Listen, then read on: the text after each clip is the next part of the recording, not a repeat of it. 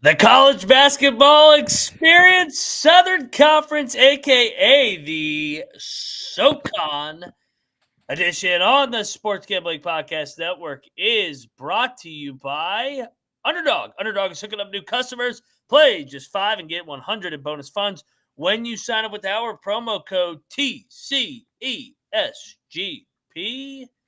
And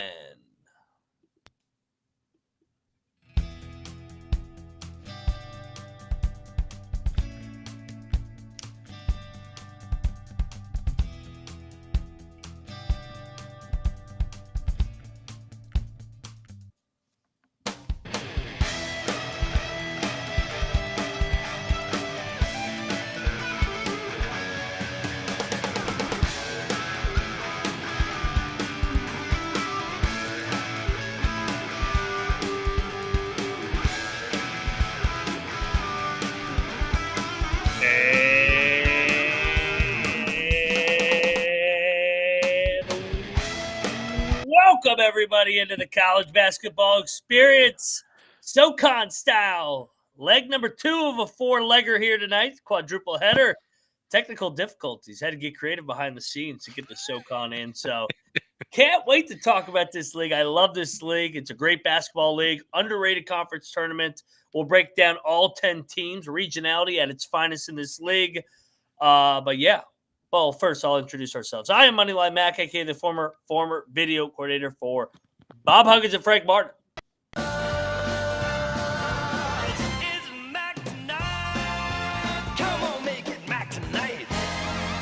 Also known as Mac Tonight, baby. And joining me to talk college hoops, SoCon style. He is from the state of Michigan. He is a LeBaron driving, cocktail napkin having. He's Noah Bienick, a.k.a. Noah B77. Bienick, what's up, man? So excited to talk SoCon basketball. Threw on the 11.7 hat because they treat us so well on the baseball front. Really enjoy this conference. And yeah, it's a lot of entertaining sports. One, they're good at football. Two, a lot of scoring in basketball and a lot of scoring in baseball. Not much defense, not much pitching. I like it. It's kind of the entertaining mid-major that you all root. It's really fun to root for. And yeah, last year we had what was it, Wofford go dancing. So yeah, they put up a relatively good fight against Tennessee, I think. So yeah, SoCon, I enjoy it. It's a lot of fun basketball to watch. Absolutely. This guy loves the SoCon. Go check out his works. Co-host the Locks and Dogs podcast. He is Cannabis Capper, aka CC. What's up, brother?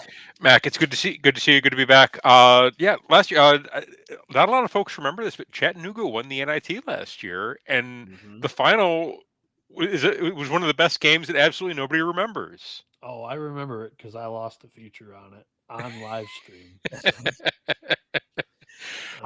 Hey, you mentioned it. So Wofford won the tournament.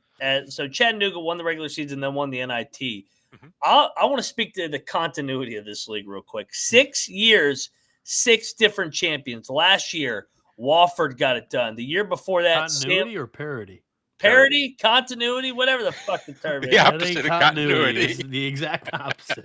Well, there's plenty of continuity, and usually the team that has the most continuity wins. But Sure. yes, parody.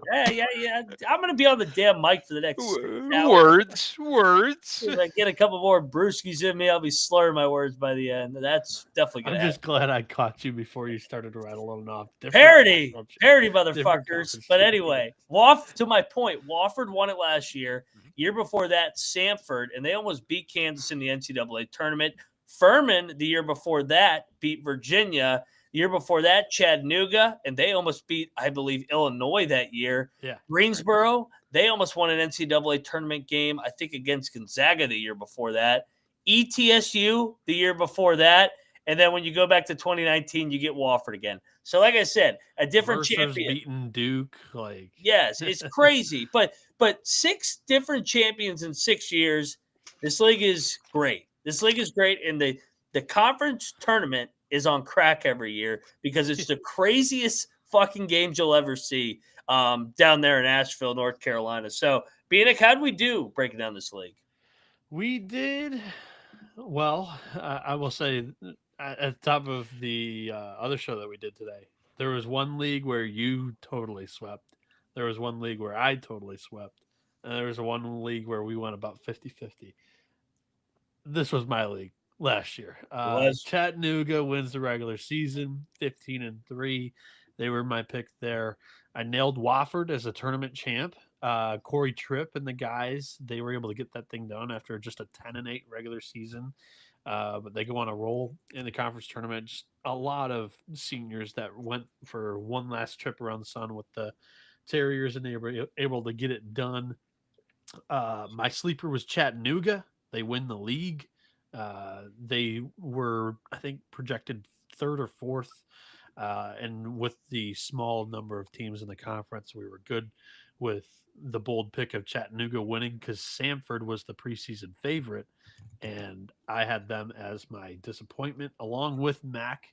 They were picked first by almost everybody in the preseason poll. So Mac had them as his sleeper, or sorry, as his disappointment. His sleeper was Furman. I unfortunately can't give that to him. He had them winning the league, and they didn't come close. They finished fifth. And then didn't they win 25 games? Furman, they won 25, but they went 11-7, finishing fifth in the league. Damn, God damn, they fucking won 25 and they finished fifth. It shows how good this league is. And then ETSU was your conference tournament champ pick, and I don't believe they got there. They lost in the first round to Wofford. So, two new faces in the league. We'll talk about the one situation in a second here, but the actual new planned head coach was Lennie Acuff. He comes in to Samford to replace Bucky, who went to Texas A&M. Lennie Acuff comes in from Lipscomb after having just really dynamic 3-point shooting offenses with the Bisons, and he took advantage of a group that was very senior led, and kind of took advantage of his opportunity that he had in the window that he had, right, Mac? He really did, and he's coming back home to Alabama where he was at Huntsville. So we'll break him down. Cap, any final thoughts on this league? I know this is one of your favorites. Yeah, actually, no, it really is. You had 6 teams win double digits in conference last year. I mean, it just kind of speaks to the parity that the league has. That it was that competitive. That sure you had Chattanooga at the top, but you also had a lot of the teams who were right there with him for most of the season. And to your point, Furman, 11-7 in conference, 25 wins overall. Yeah, fun league. This is one of my favorites. It's just again, a lot of scoring. Really, some great home environments. Just it's what college basketball is really all about. It's one of the last few conferences, I feel. I wanted to regionality. Yeah, for sure. I wanted to touch on the Dwight Perry thing with Wofford real quick before we jump in the team preview stuff. He gets canned in the preseason here because they had some late enrollees at Wofford. So they had a small transfer class. I'm left wondering why they weren't able to figure this thing out in a more efficient way, but they were raising money for their newcomers to be able to purchase off-campus housing. The school had given them meal money for on-campus expected living, but there weren't any apartments for these guys to move into.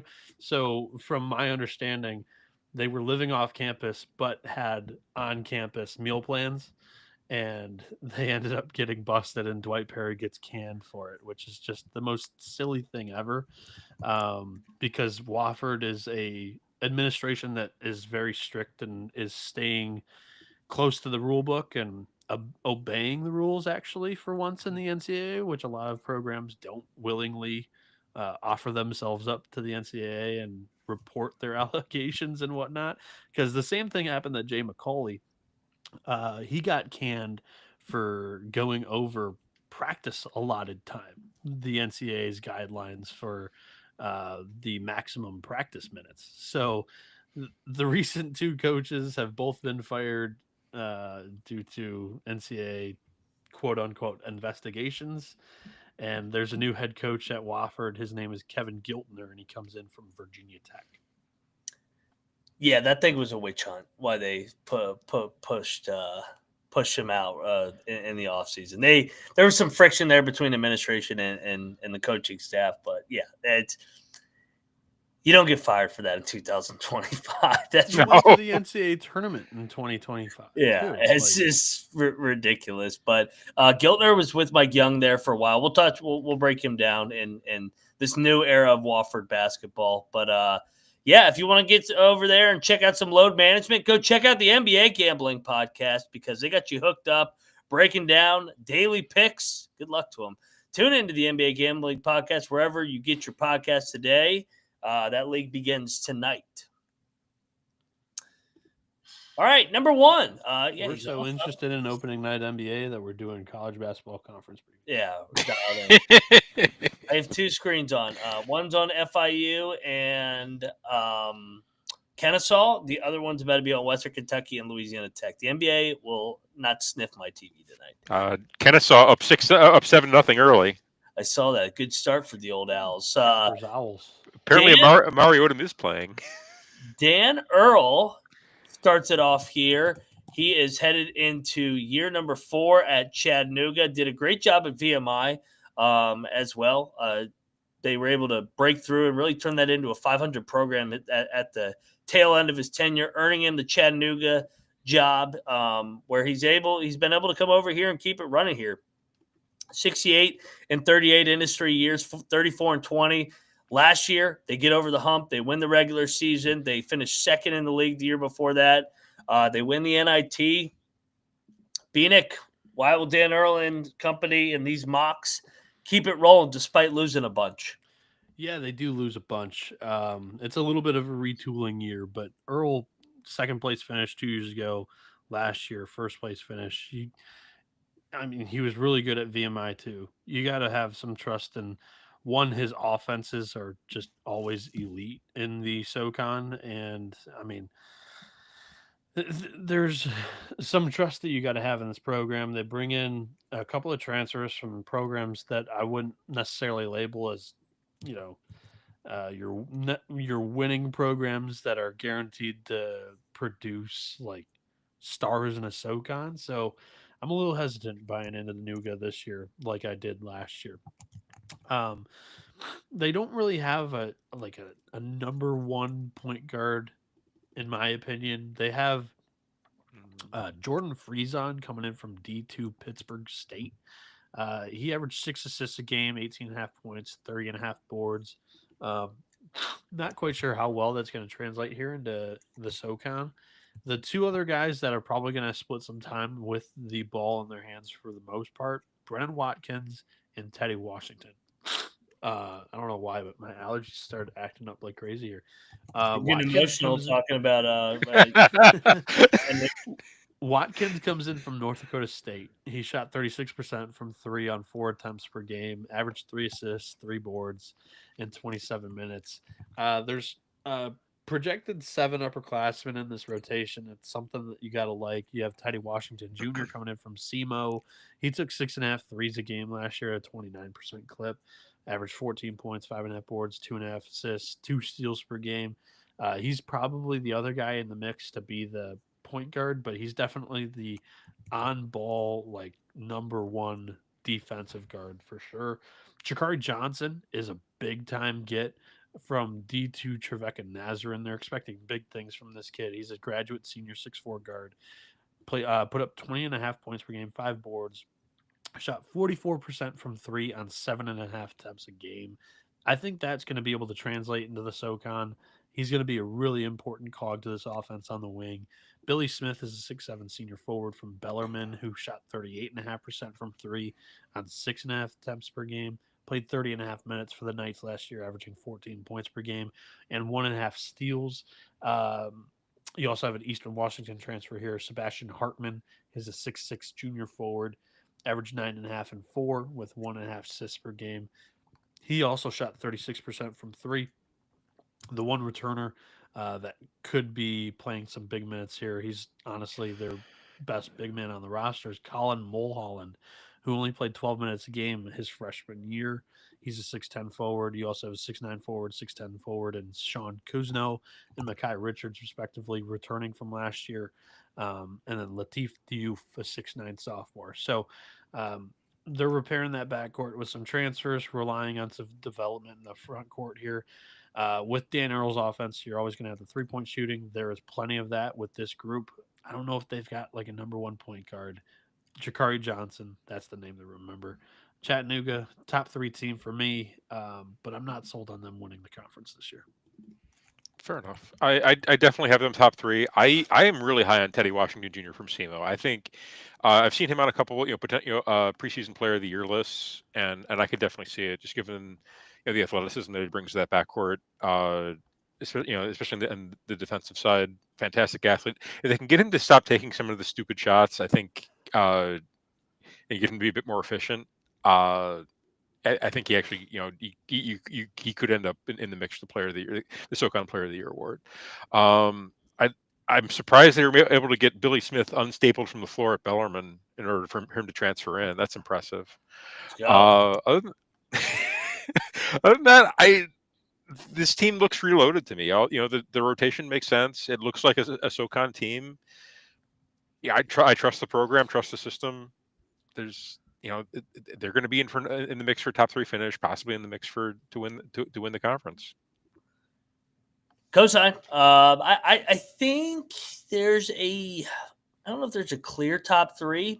I think I have identified the 3 teams I like the best, and Chattanooga will be one of them. I know they are replacing a ton, especially headlined by guys like Honor Huff, who now is over at West Virginia, and we saw what he was able to do in the NIT, and then some of those other guys that they lost to graduation. But I trust Earl Grant. I mean, a couple years ago it was Jake Stevens, and last year it was that group. He finds ways to win games. His teams are good offensively. I trust that this new backcourt and some of these transfers that are going to be seniors and grad seniors will pick up right where they left off, and I believe that they'll be able to transfer up and have success because Dan Earl's guys always seem to do so. Yeah, in the last 5 years, both at VMI and Chattanooga, the only time he didn't have a top 2 offense in this league was his first year at Chattanooga. So the offense is going to hum. I just think the defense also, to me, on paper looks pretty good. There's just a lot of production that they're replacing, and I just don't have them as the front runner this year. Well, and he had Stevens hurt for a lot of that too, the year that they were outside the top 2 in offense. So, all right, let's go over to the Citadel here. This is a tough job. I mean, let's call it like it is. So you got Ed Conroy headed into now year number 4 at the Citadel. He was at Tulane before that. He actually was at the Citadel the first time around from 2006 to 2010. Last year was tough sledding, man. 0-18 in league play, 5-25 overall, dead last finish. The years before that, they were able to at least go above their rival, VMI. In this portal era, the Citadel and VMI are harder and harder jobs than they ever have been before. Bienick, year 4, is there any hope here? I don't know. It's been a steady decline in Conroy's tenure so far. They went from 5 wins year 1, 3 in year 2, and they get shut out last year. I will say, though, like when looking at the roster, I was relatively surprised that they were able to bring in a couple of guys from the transfer portal, mainly D2 players, but still a step in the right direction, at least getting in some experience. Because last year, this roster was all first-year players. And Gabe Hernandez is a D2 transfer from Barry. He is probably going to be your best offensive player on this team. He's a 5'11 junior guard, averaged 15 points, 4 boards, 3 assists, shot at 48.5% from the floor. Keenan Davis and Christian Moore are both wings that were able to shoot the 3 ball last year at an okay clip. 32.5% for Moore and 28% for Davis. But if I'm mentioning those guys as like positives, it's a little bit tough sledding, like Max said at the top. Sola Adebisi is the 4, and he did a little bit of everything last year. He could step out and shoot the 3, average 8.5 and 6. One of the better players on this roster that can do a little bit of everything. And then the depth, at least it's not young. You've got Simeon Herman or German. I'm not sure what the ethnicity of that is, but D2 transfer from USC Aiken. He's a 6'10" senior forward who averaged 7.5 and 8.5, shot 63.5% from the floor. Braxton Williams comes in from D2 Valdosta State. He was a good scorer, shot 34% from deep. He's a 6'6" senior wing. Logan Applegate transfers in from D2 Drury. He played 31 minutes a game season ago. He's a little bit of a dead eye, and he might get some run behind Davis and Moore as kind of just an offensive specialist because he shot 37.5% from three on 6.5 3-pointers a game, averaged 14 points per game. And then Carter Kingsbury from Iowa. He barely saw the floor in his career with the Hawkeyes. He comes into the Citadel. Maybe he wants to grow up and be in the military. Who knows? But yeah, the Citadel on paper is going to be better than last year. They might win 2 or 3 games here, maybe beat VMI at home, but VMI is going to be much improved too. I don't know if that's necessarily a given. But yeah, I got Citadel at the bottom of the conference. It's the easy pick. Matt Capper, do you feel any differently? I will say this: that Citadel will win a conference game this year. But I do also have them at the absolute bottom of the. Mac is outside of Mississippi Valley. Is this the toughest job in the nation? There's a couple other ones. At least the Citadel is in Charleston, and it's beautiful there. So, okay, fair. But from a resources standpoint, and also just the other teams in the league, what they're spending compared to you outside of VMI, it's a tough job. I don't know. I don't know if it would even make a top 5 list or a top 10 list of worst jobs in the country. I said toughest. I didn't say worst. Okay, that's fair. Yeah, it might be top 10 toughest, top 5 toughest. Then. Yeah, I have them in the basement again, but because VMI is also improved, so yeah, I very much so. Yeah, Conroy, veteran coach, but I just think the roster underwhelming once again here. So yeah, co-sign everything. Let's go over to year 3 of the Brooks Savage era. Savage was a longtime assistant under Steve Forbes. Back-to-back 19-win seasons. Last year, they were better in the regular season than they were year 1, but they got bounced early in the conference tournament. So they go from 7th place to 3rd place here. He was with Steve Forbes when he took ETSU to multiple NCAA tournaments from 2015 to 2020. Savage is a young and up-and-coming coach, man. He's got this program back where they are used to being, and that's contending for SoCon champions. They went to the championship game in year number 1. Could year 3 be the year that the stars align here in Johnson City, Noah?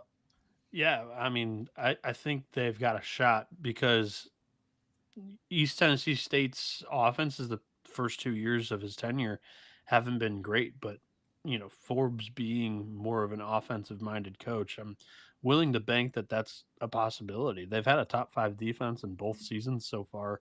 The tough part is just there's no continuity, and you lose all 5 starters from last year. So, again, this is another team that's just going to launch them from 3.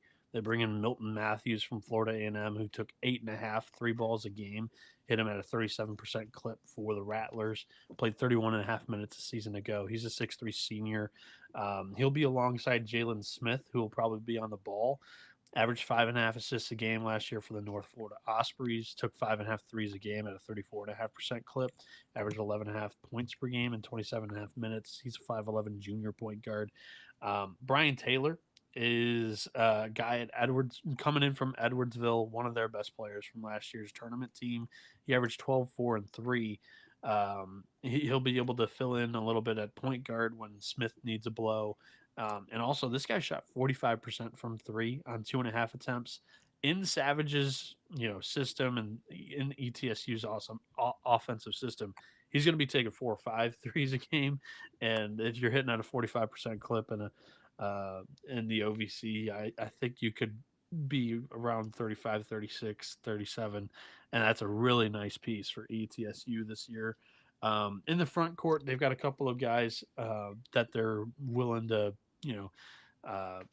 place there in front of the rim, but they're also on offense going to be able to step out and maybe shoot one for you. Cam Morris, the third, a 6'8" graduate senior from UMass Lowell. And then Braden Crump, a 6'8" redshirt sophomore who played 15 and a half minutes a game for Elon last year. Both of these guys aren't like tremendous defensive pieces, but again, they fit into the offensive system, allowing them to space the floor a little bit. You have Jordan McCullum coming in from Murray State. He's also a 6'8" sophomore. He only played 3 minutes a game his first year of college basketball, alongside Blake Barkley, who in his first year of basketball only played 3 minutes with Northwestern last year. They returned 3 role players from last year. I'm not quite sure where they're going to fit in with this year's team. You got Mekhi Johnson, who took 4 threes a game last year at a 34% clip. He played 17 and a half minutes. Alan Struthers, a 6'1" redshirt senior guard, played 19 minutes a season ago. And Gabe Sisk, a 6'5" junior, played 13 minutes ago. Supplement them with these just launchers from 3. I think the backcourt's pretty good. The front court's got a lot of work needed and development here. I think I have ETSU more in the middle of the pack than competing for a title this season. Yeah, I've definitely got them. I think top half for sure. I don't know how close they're going to get to that upper tier of teams in the SoCon. They had a really tough task this offseason. They had to essentially like rebuild their entire roster in about 6 weeks, and with the way they do it, they place an emphasis more on on toughness, competitiveness, and character, and also 3-and-D. That's 3-and-D and tough 3D and toughness. That's like the 3 components to ETSU. I think they're going to look rough early in the season. I think it's going to take some time to iron out.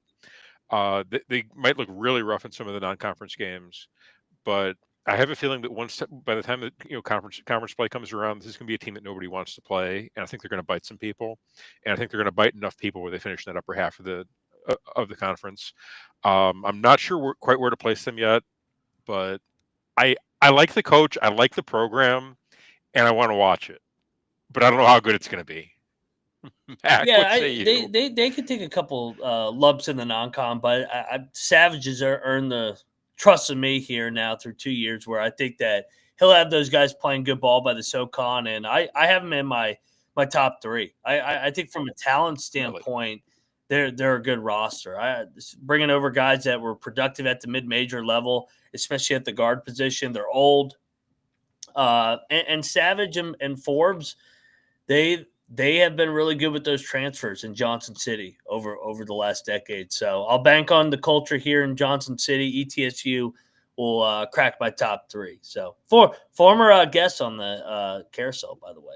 So let's go, Brooke Savage. This is a team that the nerds are going to hate this year. Probably they rely on toughness and defense and rebounding there. So yeah, the nerds will probably hate them. Let's get over to MyBookie, and that is proud sponsor over here at the College Basketball Experience. MyBookie is your place to bet on football and basketball and everything else. Their prop builder is second to none. Their motto is bet on anything, anywhere, anytime. Easy deposit and lightning fast payouts using crypto.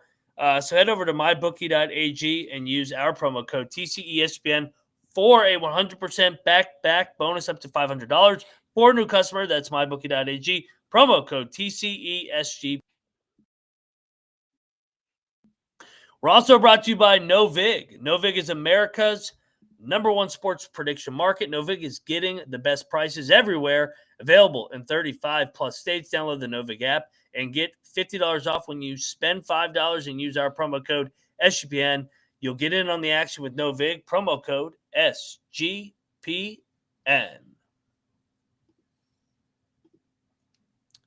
Continue on the journey. Team number 4. This is an easy program to sell as well, just like ETSU and Chattanooga. Furman, Bob Richey and company, they did finish 5th last year, but they won 25 games overall. It was a good year for Bob Richey and company.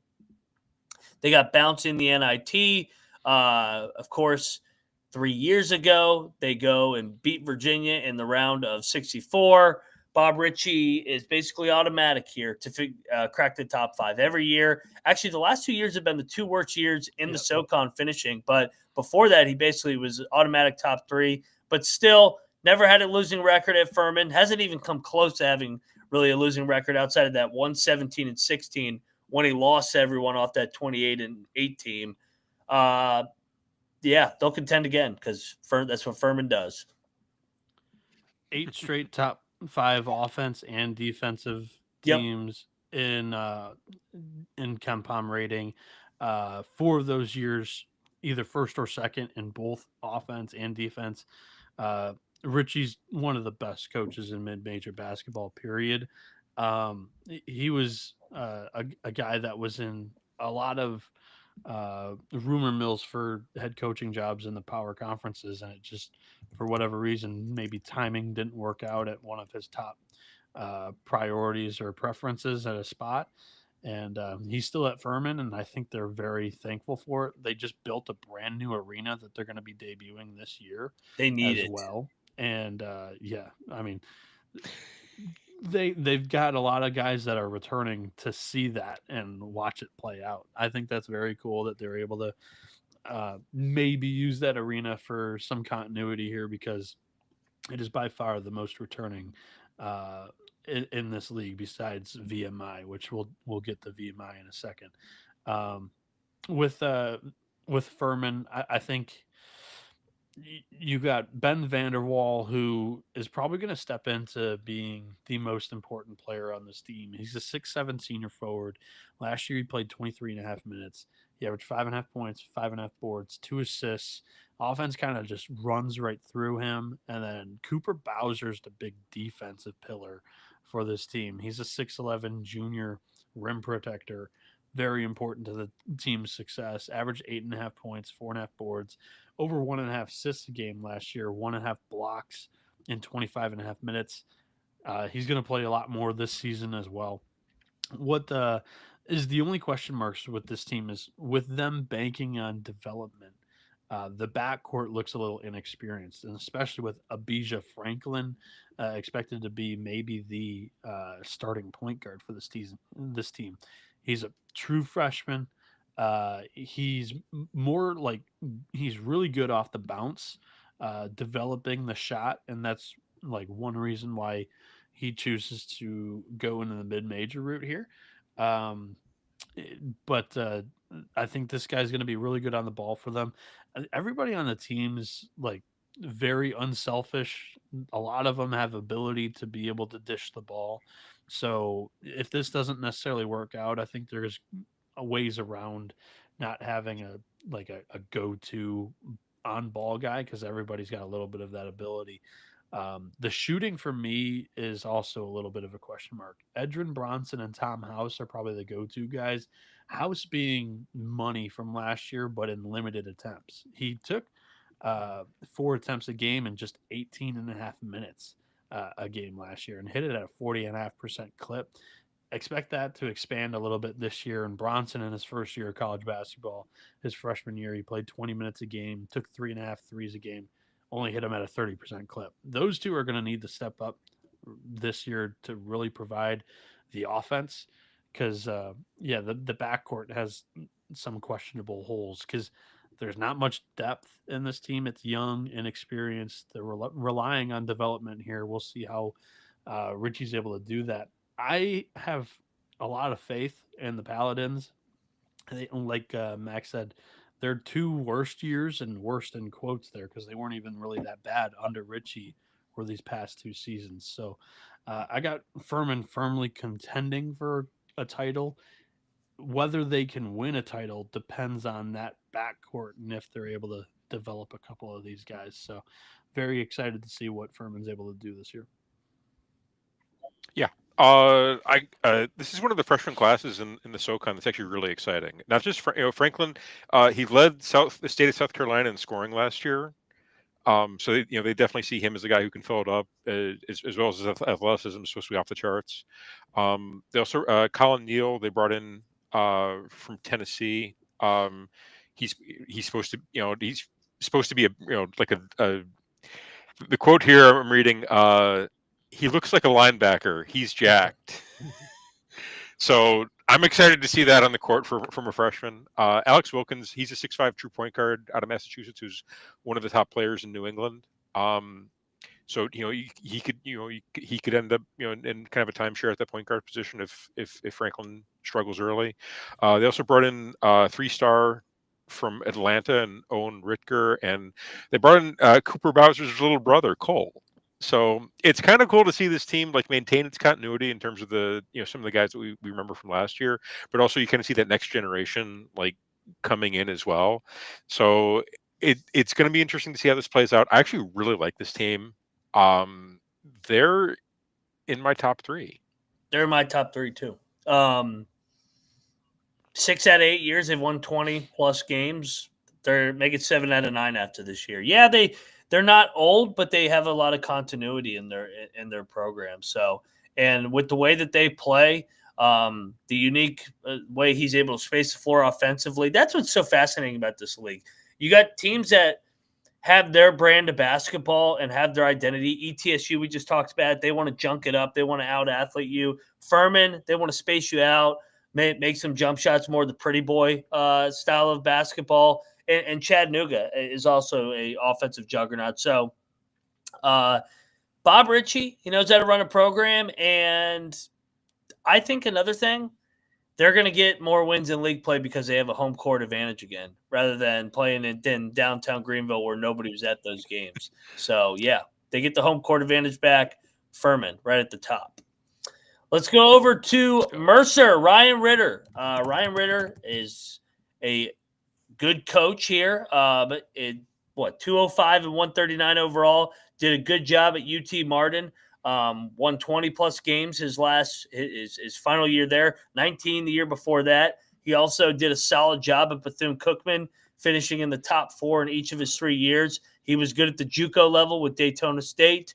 I'm high. I was really high on this hire. I thought that going to get a proven guy that has won at multiple levels, the JUCO level, he's won in the MEAC, he's won in the OVC, and I think he will get Mercer to where they need to be, and that's in the top half of the league eventually. So is it this year? I don't know. Last year they were 6-12, finished 8th. Noah, what do you think of these Bears? I have no idea what to make of this team because it's a grab bag from the portal with not a whole lot returning, and you typically like to see a little bit of returning production or at least signs of continuity under a first-year head coach or like the first year in their program. And you just don't see that from Mercer this season. The Fighting Ben Uptons were right under the middle of the pack in both offense and defense last year in the SoCon. Really, not much of an identity established in year 1, and then now you got to go into the portal in year 2 to replace basically everything. What I will say is Ritter's a good recruiter and does have a couple of interesting gets here in this class, but just kind of lacks some experience and some production. The one guy they do return was Brady Shoulders. His freshman year at Mercer, he averaged 6 and 6, shot the 3 ball 33% on 3 attempts per game. He's going to play a big role on the wing, I assume, because he's the only big returner. They have 2 other guys, Petrus Pedigimus, but he redshirted last year due to an injury, but he comes in from Dayton in 2024. And then the other returner was TJ Grant. He played 12 minutes a game. So the big, I guess, guys that you're going to hang your hat on as a recruiter coming in through the portal is Baraka Okoji, a Memphis guard, 6'3" junior, comes in. He's probably going to be their ball dominant guy. He only played 11 and a half minutes a season ago, but this is a guy that can do a little bit of everything. He's a good defender as well, and yeah, he might be the starting point guard here. And then Kyle Cuff Jr. comes in from Syracuse. He only played 12 and a half minutes a game in his redshirt senior year, but this has been a guy that has had a lot of potential earlier in his career as well. Can shoot the 3 ball, and yeah, I mean, this is a good grab. Zaire Williams was a star at Wagner last year, a 6'4" graduate senior guard coming into the SoCon. Played 30.5 minutes for the Seahawks last year, averaged 12, 4, and 2 with 2 steals per game as well. Shot 34% from 3 on 5.5 attempts a game. The front court, though, is just a big hole. I mean, Armani might be the guy, but he barely played at Central Michigan last year. Tristan Gross is a 6'5" junior forward from Stetson. He can shoot it, but I'm not quite sure how much defense you're getting out of Gross or Pierre, who comes in from San Diego. He's more of a defensive piece that doesn't have a whole lot of offense. He's a 6'8" senior forward. Connor Servin is a Virginia Tech transfer, but he was more of like a bench, like deep bench guy. Barely saw the floor with the Hokies. The other interesting portal get for the backcourt was Quentin Perkins, a D2 guy, a JUCO guy from Indian Hills Junior College. Averaged 8 points per game, 2.5 assists per game. It's a big grab bag. A couple of down transfers here that could play big roles or could be flameouts. It's an interesting team that I have no idea where I'm ranking this year. Mac, Capper, how do you feel about the Bears? Yeah, if I remember correctly, Mercer lost a lot of close games last year. I if mean, I remember not correctly, that that's really even able to transfer over this year because they got. I know, but okay, but I think it actually might because it's kind of the same situation as last year. So you got again the kind of the grab bag team cobbled together, and I think you're going to see them struggle.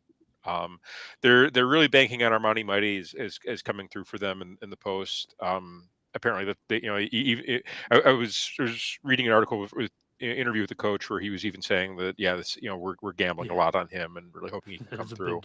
So who knows? I mean, apparently he knows how to play basketball. I think he started at BC and then he transferred CMU next. No, Central he didn't Michigan, play there either. So that's the thing. No, he didn't. 7 losses, or 7 out of or 8 out of their 12 losses in league play were by single digits. I did remember that correctly. See, Noah. So either way, I think it's going to be. I think you're going to see kind of a similar year to last year, if I'm honest. I don't. The arrow is just pointed sideways, just because there's no continuity. There's not much of an identity, and you really need both of those to succeed in this conference. I'm a little more bullish on Mercer just because of Ritter's track record. Where at UT Martin, it took him year 1 where they sucked, and figure out the OVC. They were 8-22. Then they jump up and get into the top half back-to-back years. He wins the regular season his final year. He finished in the top 4 every year at the MEAC, and he's a JUCO guy too. So he's got experience rebuilding rosters completely, kind of built for this new era of college basketball. I know there's a lot of moving pieces here, but I think I'm just going to trust Ritter over some of maybe these newer hires here in this league. So I'll have them in the middle of the pack. They finished 8th last year. Slight step forward with some pieces like Williams coming over from Wagner and who was the other piece? Cuffy coming over from Syracuse. They got a couple guys transferring down in Memphis and Syracuse. So we'll see if they get hit. The Dayton kid too, who redshirted last year, but the front court's got a massive hole in my opinion here that I'm not willing to bet on. Next up, we got Samford. Samford, Lennie Acuff did a great job in his time at Lipscomb in his how many years was he there? 6. He was 110-82, 60-39 in league play. Last year was a special year where they win the regular season, they win the tournament. Now he comes back down to Alabama, where he was awesome at Alabama Huntsville, where he won 454 games in his 2+ decades there. So back in familiar roots here in the state of Alabama. Great hire by Samford. It'll be a different style of play from buckyball, but Acuff, a proven winner.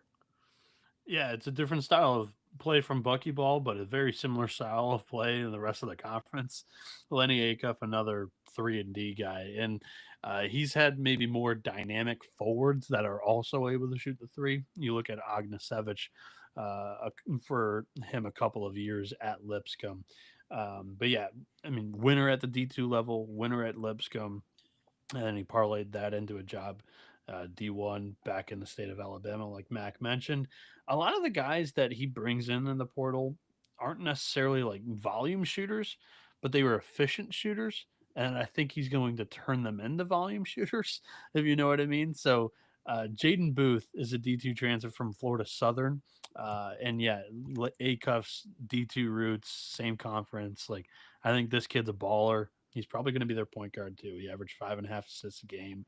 He and Keaton Norris are going to split time with the ball in their hands for the most part because Norris was Wright State's point guard last year, averaged 4.5 assists. But I think he's going to play off the ball a little bit more because he shot 45% from three. He only took 3 attempts per game, though. So this is what I'm talking about with a couple of these guys. They kind of fit a cuff system, but I think you're going to get way more volume shooting with Norris, Dejion Humphrey, who shot 39% from 3 at Bowling Green, only on 2.5 attempts. You got a Queens transfer, Jackson Pollard, a 6'7 grad senior forward, who only took 2 threes a game, but hit them at a 39.5% clip. That kid might be your stretch 4 that's money from 3 if he takes more of them. Who knows? Cam Martin is another guard who took only 3 threes a game at a 34.5% clip.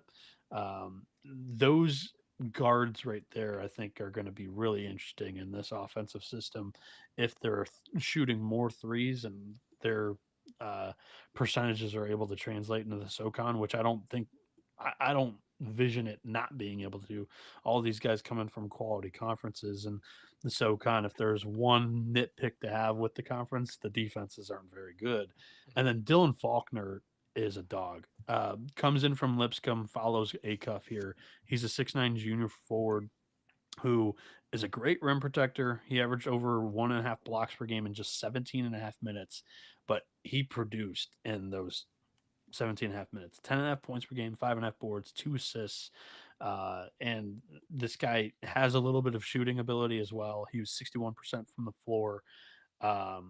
Play him 30 minutes a game or 25 minutes a game, however you're going to expand his role here at Samford. And I think this guy's going to be really, really good. I'm actually willing to bet on this group of guys because I can kind of see the vision of Acuff. And I think Samford's your front runner this year. You've got a couple of young pieces on this bench that are inexperienced, and that's the question mark for me. But man, I really do see it with that first 6 or 7 in the rotation here.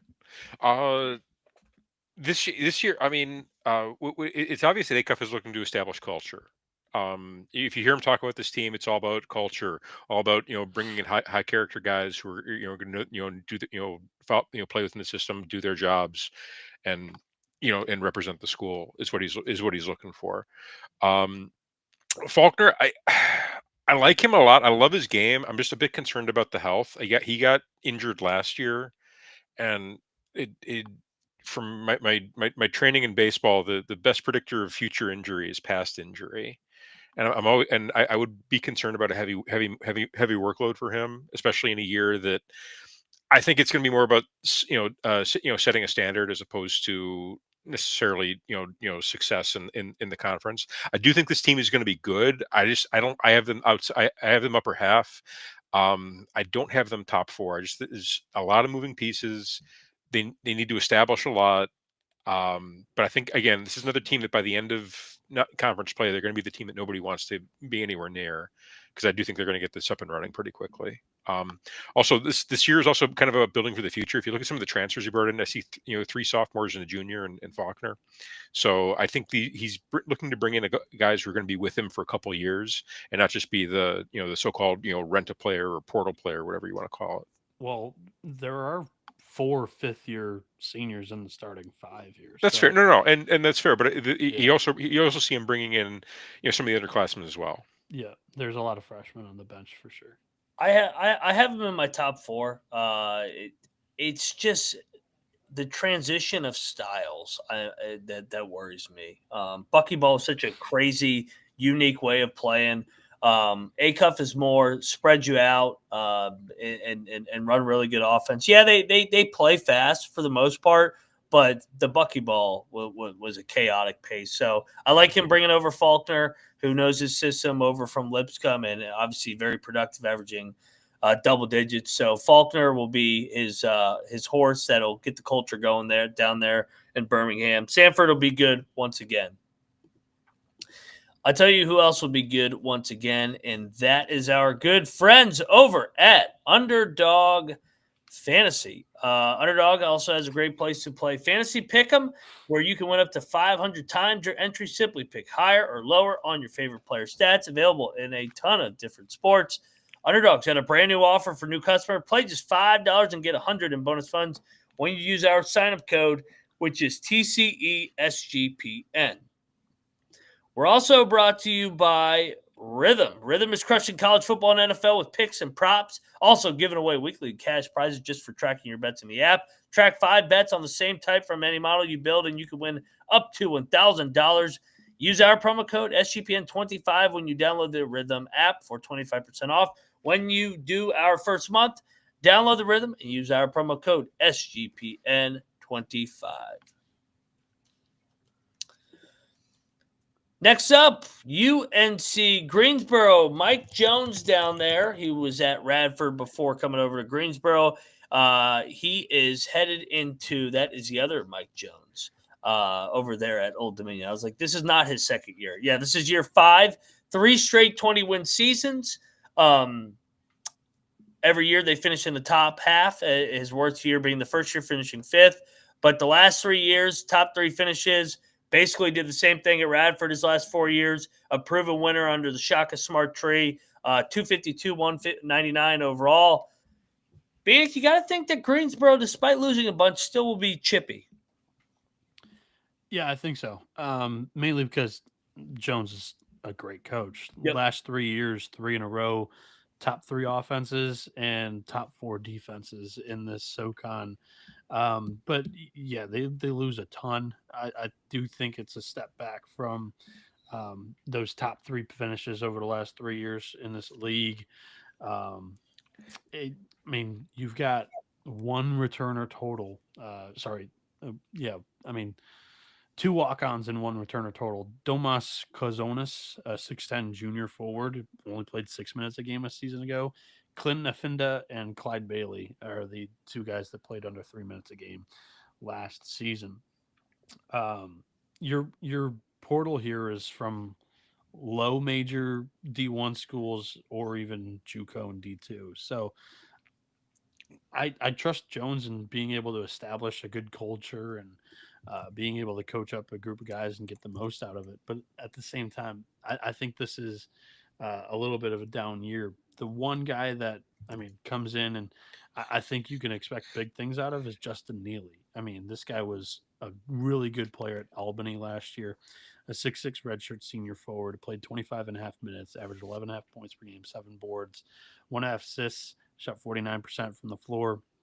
And you've got Valentino Pinedo in the front court as well, a 6'8 senior forward who played 28 and a half minutes a game at St. Francis last year, averaged 10 and 6.5, and he can dish it out of the post as well. He shot 56.5% from the field. But everything else on this roster is not very appealing to me. You got a backcourt made out of non-D1 transfers coming in. Donald Whitehead Jr. from D2 California, Pennsylvania. And then Jordan Brown, a 6'1 senior guard from Gaston, a junior college there. He averaged 13.5 points per game, 4 boards, 4.5 assists, and Whitehead 5 assists per game, 19.5 points per game. He's a really good shooter from the D2 level. I think that's going to be able to translate a little bit. But a lot of freshmen on this team. The bench is very, very short and just not much experience there. I think this is a year that Jones is going to take it on the chin a little bit, Mac. Capper, what are your thoughts on the Spartans? I have a feeling he's really going to take it on the chin this year. Depth is a huge problem. If they pick up 1 or 2 injuries, that short bench is really going to hurt them. Also, shout out to Antoine Jones in his 6th year of college. I'm sorry, 6th year of college and his 6th school. Memphis, Creighton, Louisiana Lafayette, Central Florida, played 1 game at Bethune, and is now at UNCG. I want, I've rooted, I've enjoyed this program in the past, but I think they're in for a really rough year given this roster. Especially if they pick up injuries. Mike Jones might be a little bit of trouble here. There's a lot to unlike. If it was any other coach, I'd be like, oh, this is a bottom 3 team. But Mike Jones will find a way to get them better, just like he did in year 1 when he lost everybody from Wes Miller's tenure. I still got him in the top half. I think that they'll grind out games. They'll get better. It's a team you fade in November and December, though. But come conference, I think Mike Jones will have this team playing good basketball. Oof, I just the difference in talent between these rosters, though. Oh, they're not in the top 4. No, they're not in the top 7 in roster talent. No. Yeah, but I'm just talking about where they'll finish. They'll finish better than what everybody expects. So, all right, that's vague, but sure. He's a good coach, but I mean, it's a low. What? I have low expectations for this group. Very low expectations. 8 straight years in the top 5. I'll bank on him finding a way to get in the top 5 again. Andrew Wilson, dude, last year, unbelievable. Maybe the best coaching job in the country. Like so many first-year players, best coaching job in the country. Yeah, and we had him on. We had him on the tour. And he was optimistic, and I was like, I don't know, man. Like, your job is hard as hell. 15-19, 7-11 in SoCon. They finished 7th. Unbelievable. We talk about all the limitations at VMI. This, I'm telling you, nobody talked about how good the coaching job this was. This was as good a coaching job as any in America last year. I don't care that it was a losing season. The limitations at VMI are unreal. Former Leonard Hamilton player and assistant. Love what he's doing down there, over there in Lexington, Virginia. Yeah, and they only lose 1 starter from that 7th-place team. Mm-hmm. And yet this was a brand new squad, and literally almost nobody had playing experience. I can't get that across enough in this show.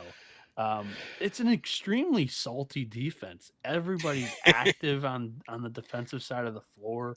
They don't necessarily have that rim protector, but I believe they played zone last year too.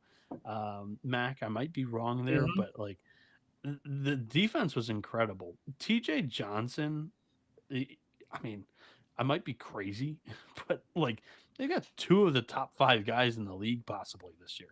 TJ Johnson, 6'7" junior forward, played 32.5 minutes a game last year, averaged 12.5, 4.5. He took 7.5 threes a game at a 36.5% clip. And then Ricky Bradley returns at the point. He averaged 16.5 points per game, 5 boards, 3 assists, 37% from 3 on 4.5 attempts per game. Like, he's a do-it-all guard. Put the ball in his hands, let him create. And then the other guy who was a really good distributor was Tan Yildiz. He averaged 4 assists a game last year in 29 minutes, with not a whole lot of shooting to his game. He kind of came on late in the year and really was a very good defender for this team. And AJ Clark was up there too. He led the team in steals with almost 2 steals a game.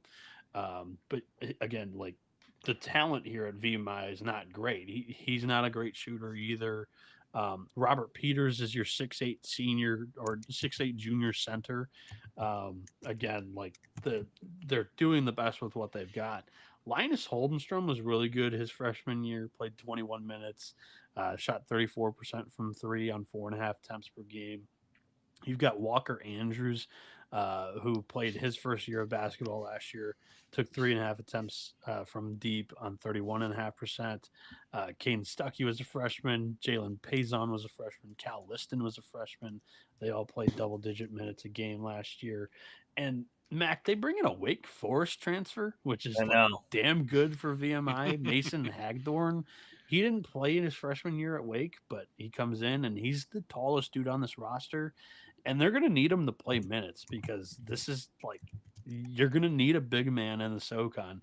Robert Peters, who only played 13 and a half minutes a game, may not be able to cut it defensively down low. We'll see what happens here. That's the big hole is rim protection for this team.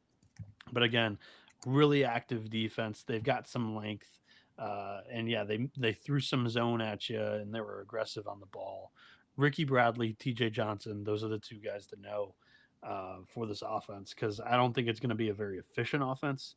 It's like a two-man show, but I mean, VMI has a lot of continuity and returning production that you have to love for a military academy. Okay. I agree completely. I love this team. This is it's just it's coaching and belief and having kids that buy in. I mean, they start their schedule on the 3rd against JWU Charlotte. I don't know where. I'm assuming it's in Charlotte, but I don't know where that is, or what that. But after that, they got Southern. They're at Southern Indiana November 7th. They're going to win that game, aren't they? Ooh. They could. I mean, Southern Indiana's been kind of a step back over the last couple of years. They're going to win that game. I don't think we're not going to have a line yet, but as soon as lines drop for that one, I'm going to make a heavy wager on VMI. I have a feeling. Love this program. Arrows pointing in the right direction. They return just about everybody. I don't see why they can't improve upon where they were last season, given that they're coming back with the same group and same coach, same program. I'm excited for it. I mean, you could make a case that they might have a little bit of a target on their back this year, given that they did make such a big jump. But I'm kind of excited to see where this goes. I can't wait to see this team. Let's go VMI. Yeah, I'm excited too. I am a little cautiously optimistic because of the jump that they made last year. And sometimes we see that big jump when you bring everybody back and they don't have the same chip and hunger. It's a military academy. They always have a chip. Yeah, or they could just be tired of going through the motions at VMI. Different kind of kid. Different kind of team. We got Tim Kraft in Western Carolina, 196 and 188 in his time, but a lot of that was at Gardner Webb. So Kraft, year number 1 was disappointing, 8 and 22. Are they able to build? Bienick, take it away. There's some returning production here that you have to like. They returned 3 starters from last year's team: Cord Stansbury, Marcus Kell, and CJ Highland. All of them wings. Kell is a 6'8" redshirt junior who took 38 or 4 threes a game at a 38% clip, 46% from the floor in 25 minutes a game, averaged 11.5 points, 5.5 boards. Stansbury played 30 minutes a game last year, averaged 11 and 4 with 1.5 assists per game. He didn't shoot it at a great clip, but he took a lot of them. CJ Highland in his freshman year played 21 minutes. Again, not a great shooter there. They're excited about Tijadin Dumasi, a transfer in from Southern. He was a really good point guard, both defensive on the ball and also a great distributor. He averaged 5 assists a game last year for Southern in 26 and a half minutes. He averaged 9 and 4 as well. And then they bring in a transfer center from Denver, Abdoulaye Fanta Kaba, a 7-footer. His freshman year, he was very efficient in the little time that he had. Shot 63% from the floor in 17 minutes a game, averaged 4.5 and 4.5 with over a block per game. Expand that into more starters like minutes. And I think this guy, I hate saying this with the mid-major previews and stuff, but this is a high major player. I really do believe that, and I don't think that he's going to be at Western Carolina very long. You have a guard transfer from East Carolina. We believe that Julian Suamaro may be a little bit better. He's a graduate senior who played 16 and a half minutes a game for the Pirates last year. There's not a lot of offense to his game, but he's a scrappy defender and he can move the ball around a little bit. Chase McKee's another big man, 6'10", redshirt senior, played 16 and a half minutes a game alongside Vernon Collins last year, returns. He's a senior, played 18 minutes a game for the Catamounts last year. I've got this team right in the middle. The returning production's attractive for sure. I think they fill in the roles at point guard and center. But I've never been like super high on Kraft. It don't kill me for saying that. Like I was never really a sucker for the Gardner Webb teams, Mac. I know you and Colby really liked the Running Bulldogs more than I did. But yet, I mean, there's an argument for this team to possibly make a huge step up. I've got them in that fourth or fifth range. Um, but yeah, I think WCU's definitely headed in the right direction after last year one, just 4 wins. I think they're going to maybe double the win total. Okay. I mean, last year, they brought in like I think among the least amount of experience in the country last year, among the least amount of experience in the country last year. So it was really a lot more about establishing a program, getting guys in that they felt they could develop and working to develop them. So I really wasn't surprised that Western Carolina struggled. I do think they're going to be better this year. They're not going to. I mean, they finished 9th in the conference last year. I think they're going to have a better finish than that. Whether they, I don't know that they climb into that upper half. But I think they get close to it. I do have them in the kind of the middle of the pack. I like a lot of the continuity is a definite positive this year, and they brought in some good pieces. I think the arrow is pointed in the right direction, but the program isn't. I mean, they lost everybody before last season, so it was kind of expected. So it was definitely coming off a rebuilding year. I think they build, but I don't think they get back to that upper quadrant of teams. Yeah, Gray took everybody to Coastal. So I think every year in the Big South, but the SoCon is way better basketball league than this Big South, in my opinion. So he was able to stay right in the middle of the pack. I think that they take a step here with some of the guys coming back. I mean, they do rank right towards the top in returning production. He got his culture in place. It's a different style than what Gray was able to do, but slight step up. We'll see if they can get into the middle here. Final team, and this is the most interesting team. Is it? I mean, yeah, they're coming just off with everything that's been happening. Yeah. Okay. They're coming off the conference championship where they played in the NCAA tournament. Now Kevin Giltner comes over.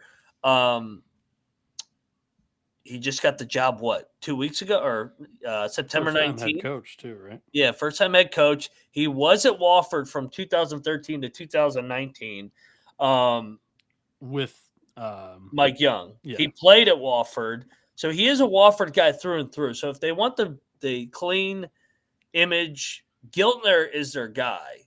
But at the same time, like, this is Dwight Perry's roster. It's not necessarily Giltner's system and what he wants to run. So yeah, it's a really interesting. It's a change of pace from what they've been doing the last couple of years. I have my question marks just with how late this hire is.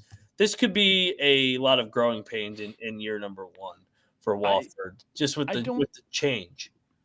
I don't think it's like a bad hire. It's just he doesn't have guys that he brought in tailored for what he wants to do. So it's a really tough situation. But if you told me like they hired Giltner at the beginning of a cycle, I'm like, yeah. I mean, it makes a ton of sense. He's a Wofford guy through and through. But yeah, it's just a little bit of a head scratcher. Portal opened. I don't know if any of these guys jumped in. So if some of these guys are not on the roster, don't hate me. But yeah, I'm pulling this from Jim Root's roster sheet. So the big name here is the D2 transfer from Georgia College, Brennan Rigsby. He shot 43.5% from three, averaged 17 points per game, 5.5 boards, 2.5 assists. I think they're going to have him play more off the ball this year. And Luke Flynn returns his freshman year. He played 20 minutes a game. He might be the point guard for this upcoming season. You also have a returning sophomore in Kamari Holmes. a 6'3" guard who played 14 and a half minutes, and then Cannon Richards, a 6'7" sophomore, also returns. You supplement those returners with D1 transfers of Niles Machowski, a 6'3" junior from UCF, who played 12 and a half minutes a game a season ago, shot 36.5% from 3 on 1.5 attempts a game. Caden Vasco from Central Michigan, he played 32 and a half minutes a game, a 6'6" junior forward, shot 39% from 3 on 4 attempts. And then Callum Richard is your expected rim protector, another East Carolina transfer into the SoCon, 6'10" junior, and he only played 3 minutes a game. So we'll see what happens with this group. They've also got Rex Sterling on the bench from Williston State Junior College, averaged 18 points per game, 10 and a half rebounds a game, 1.5 assists as a 6'8" junior big man.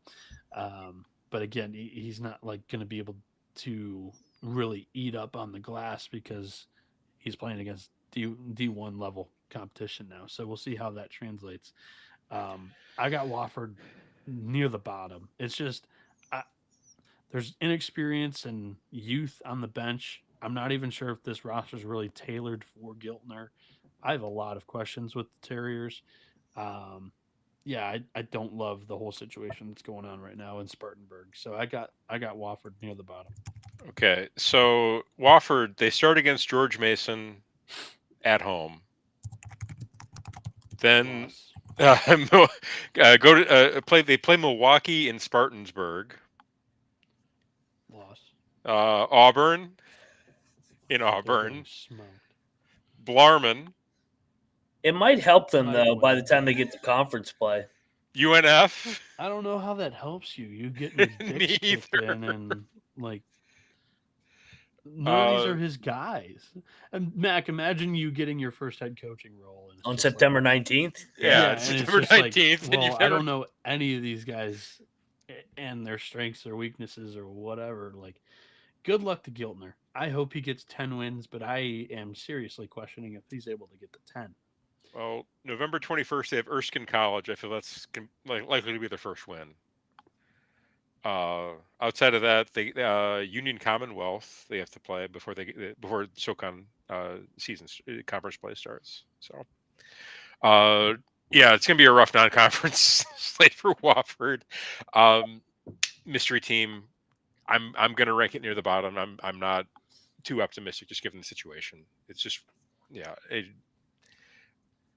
I think it could be a fit long term, but for this year, it's gonna be a trail of tears. I have a feeling it's definitely a good fit long term. He played there. He worked for Mike Young. Yeah, but this is going to take a year. It took Mike Young a year at Wofford.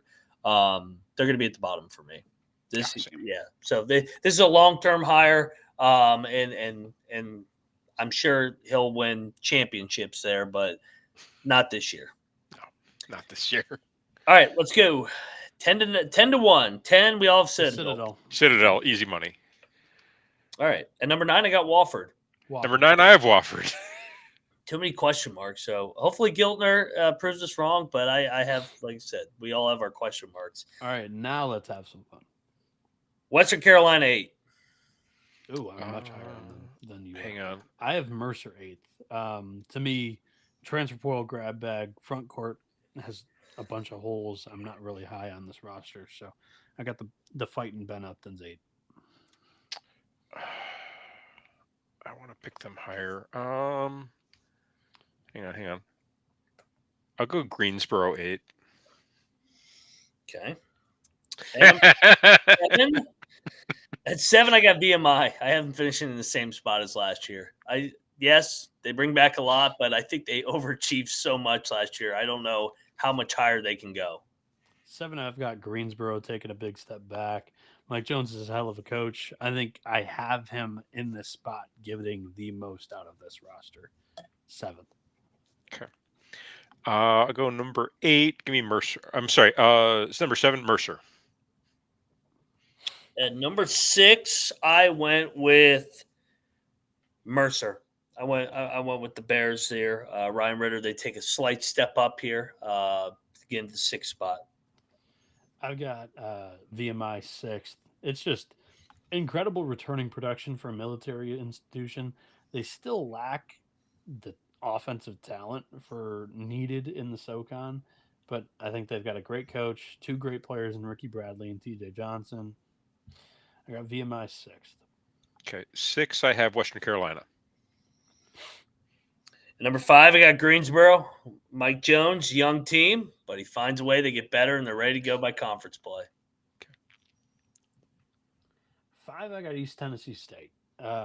It's a good mix of portal guards, but I'm not really high on their front court here. We'll see what happens. Right, 5, I got VMI. I think the team knows how to win. They come back and they double digit wins in the SoCon for VMI this year. At 4, I got year 1 coach Lennie Acuff, but I trust him. They'll crack the top 4 again at Samford with a new era. 4, I've got Western Carolina.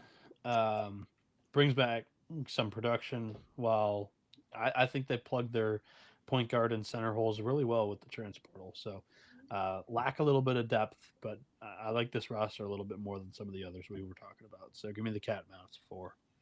Okay. Mac and I agree on number 4. I've also got Samford. Good year 1 for Acuff. Absolutely. At number 3, I got Chattanooga, Dan Earl and company. Step back. Last year was a great year, but they lose all those guys, but they'll find a way back into the top 3, like I said. I'm getting cold feet on the Western Carolina prediction. I'm going to flip them with ETSU. ETSU's got a much better depth for their team. So ETSU 4, Western Carolina 5. 3, I have Chattanooga as well. There's plenty of 3-and-D potential here, but I'm not quite sure if they've got a point guard, and also I think they've also got some front court questions too. So I got them 3rd.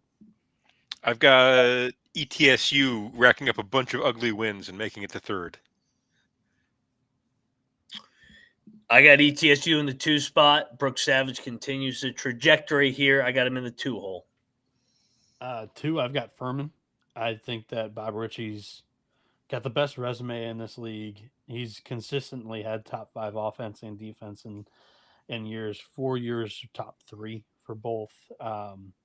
Paladins, incredible returning production, but I like a roster a little bit better than them this year. So Furman 2. And I got winning, or Cap, you're up. Cap. I got Chattanooga 2. Chattanooga 2. Yep. And then I got Bob Richey and company getting back to the top, and I think the difference is they actually get to play on home campus this year. Yeah, they don't have the oldest team, but I trust the continuity of this program and Bob Richey to get it back. My number 1 team for the SoCon here is Samford.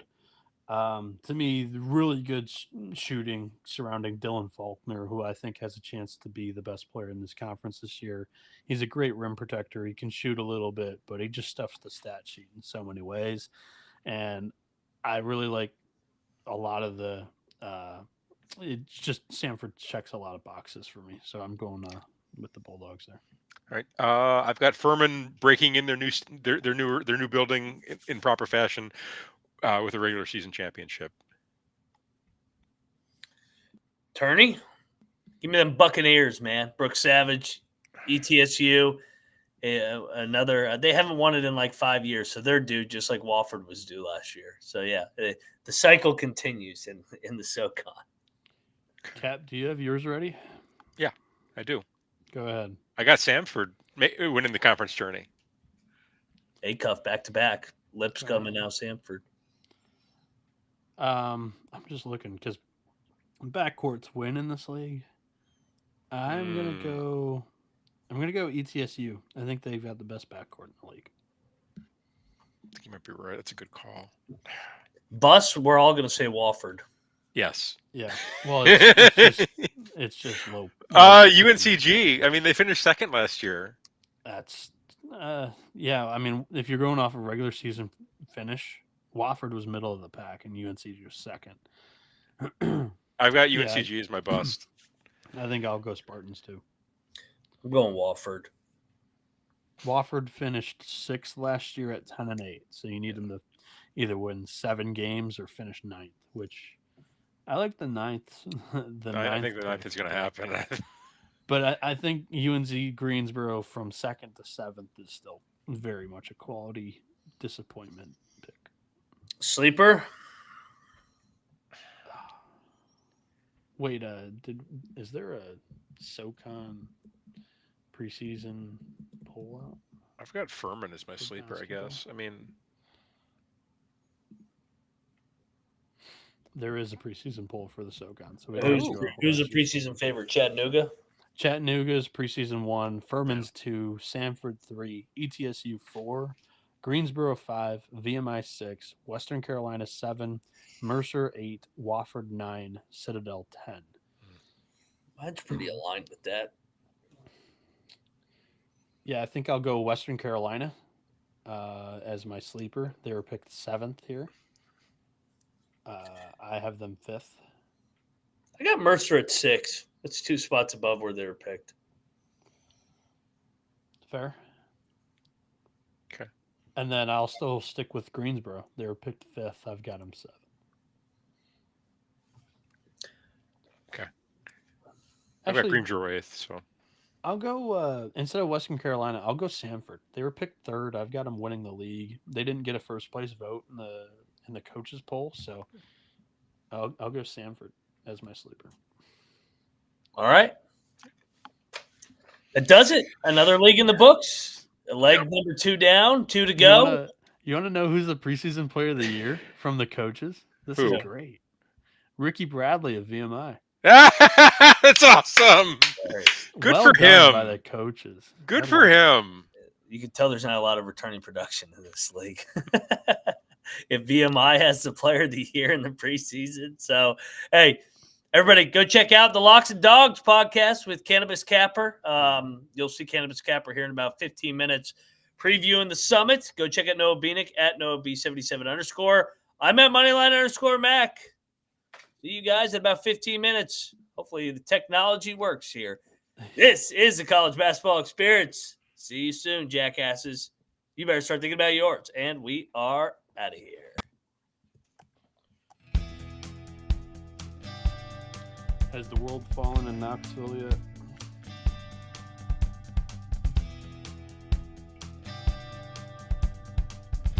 There's some fishy refereeing going on in this game here. Kennesaw and FIU both had like long runs called back.